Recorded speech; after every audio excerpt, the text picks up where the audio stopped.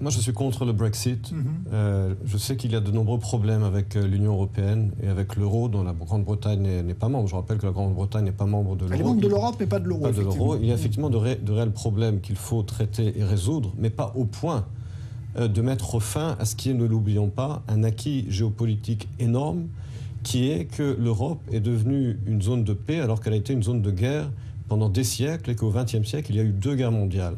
Et que ce qui est aujourd'hui l'Union européenne a été créé au début justement pour mettre fin à ces rivalités franco-allemandes, et qu'il y a là un acquis important et qu'on ne peut pas jeter le bébé avec l'eau du bain.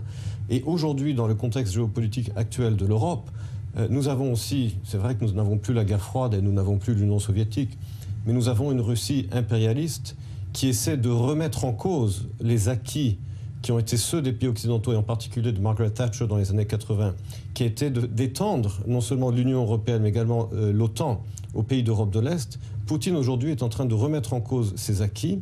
Il finance les partis européens eurosceptiques et populistes.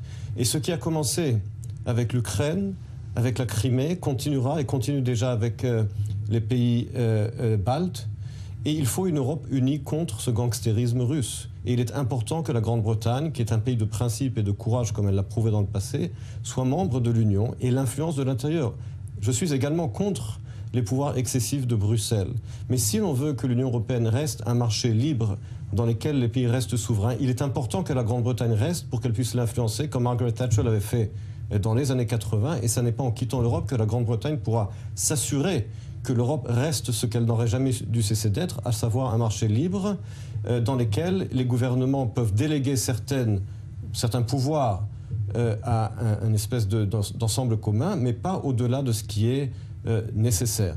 Donc oui, il faudra une réforme, il faudra des réformes, mais pas de là à jeter à la poubelle de l'histoire ce qui reste tout de même un acquis géopolitique très important. C'est vrai que Steve Wanna, en disant